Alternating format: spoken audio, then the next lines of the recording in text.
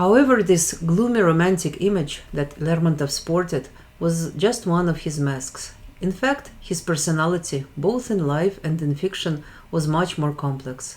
There was frustration with the Russian society, a fascination of Caucasus and its people.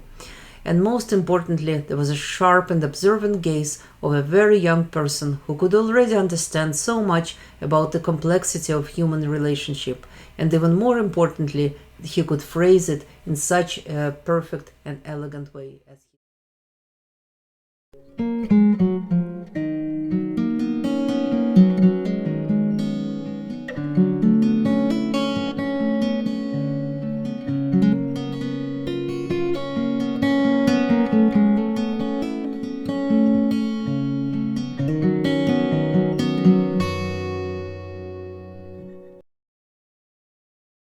Hello and welcome back to a new episode of my RuLead podcast.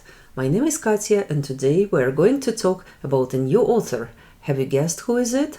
Well, since the last episodes were almost entirely dedicated to Russian romantics, we are not going to break with this tradition and move on to yet another outstanding writer and poet who also belonged to this literary movement. But being a visionary, he actually transcended this genre and created the first psychological novel that had a great influence over the generations of writers. Born in 1814, he only lived for 26 years. His name was Mikhail Lermontov. In Russian pantheon of poets, he is usually placed next to Alexander Pushkin. And indeed, Lermontov, who belonged to a younger generation, Pushkin was 15 years older than him, he was greatly influenced by his poetry, and you can find a lot of common themes in their poems, especially if you look at Lermontov's earlier work. Just like Pushkin, Lermontov also attended the School of Nobility, where he started writing his first poems. After graduating from this school, he entered Moscow State University, but at some point dropped out and requested to be transferred to St. Petersburg University. However, he never started attending it. Instead, he went to a military school, became an officer, got into trouble because of his anti-government verses, and was exiled to Caucasus to join the regiment stationed there. The main reason why Lermontov was sent to exile was actually his poem, which was called The Death of the Poet, from 1837, and it was dedicated to Pushkin's death. Yes, and if you have seen my previous podcasts, you will know that Pushkin was killed on a duel. Yeah, so this was a very emotional response, very emotional, very angry response to this event.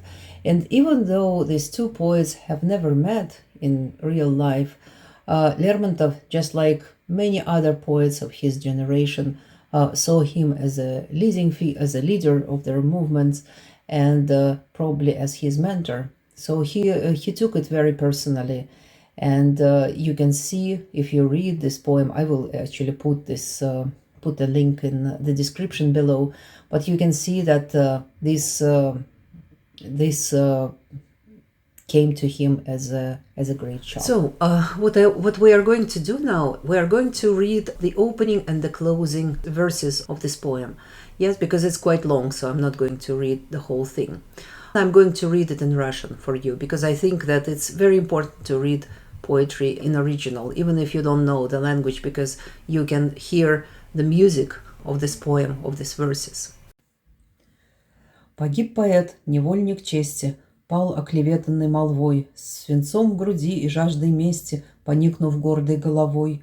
Не вынесла душа поэта позора мелочных обид. Восстал он против мнений света, один, как прежде, и убит. Убит, к чему теперь рыданье, пустых похвал ненужный хор, и жалкий лепет оправданья, судьбы свершился приговор. Не вы ль сперва так злобно гнали его свободный смелый дар, и для потехи раздували чуть достоившийся пожар? Что ж, веселитесь, он мучений последних вынести не мог. Угас, как светоч, дивный гений, увял торжественный венок. And so just pay attention to some words here. Even though he's not saying that this is about Pushkin, everyone recognized it. So first of all, we see that poet did not just die of an illness or of old age.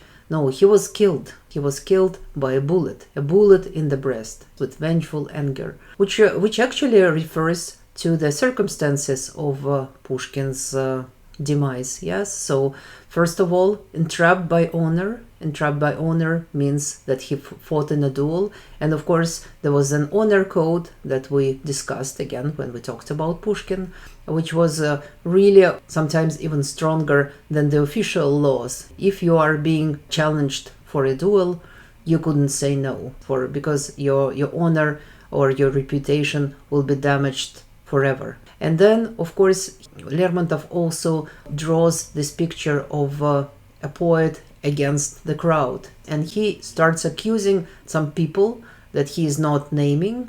But he is saying you who long conspired to mock his gift, so free and bold. So someone who ridiculed him, his poetry, so the people who could not see his genius, and then also his genius like a torch extinguished. So as I said before, Lermontov, just like many other poets of this time, saw Pushkin as the leading figure of Russian poetry. Yes, and laurel wreath, of course, a symbol of a poet.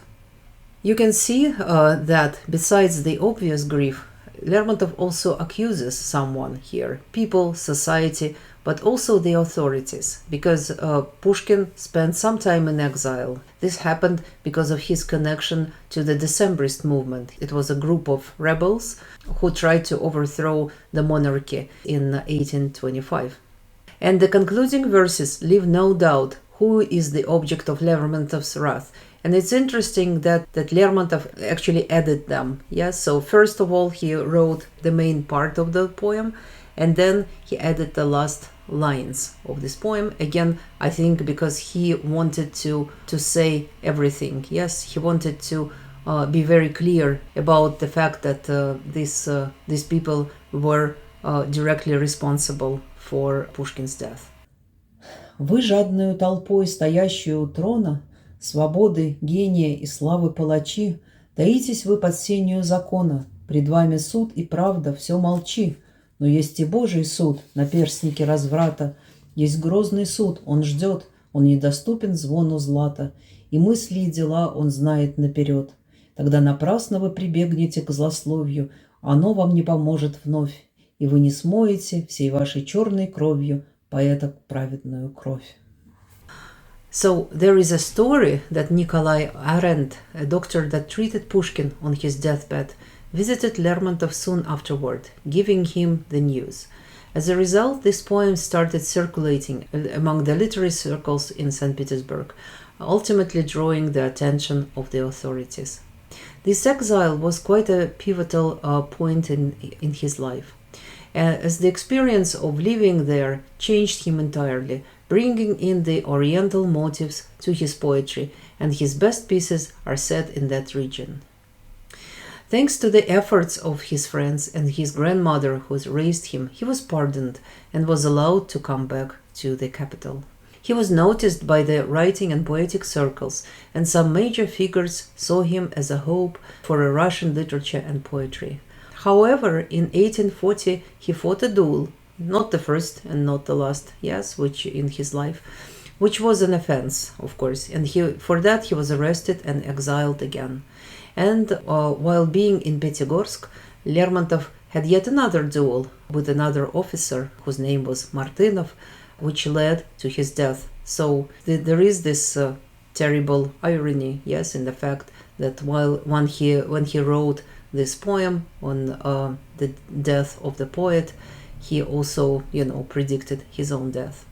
In his extremely short lifespan, he progressed from being a good but secondary romantic poet to a major writer, creating not only the epic narrative poems such as Demon of Mtsiri, but also the plays in verses such as Masquerade, as well as The Hero of Our Time, a fantastic example of the Russian prose, As I said before, the first psychological novel written in Russian. One can only wonder how much he would have matured as a writer had he lived at least 10 more years. If you have not read this novel, I recommend it with all my heart. It's not too lengthy and definitely worth reading. If you ask a Russian about Lermontov's life, his personality, there is a chance that you will hear a romantic version based on his own poems and prose.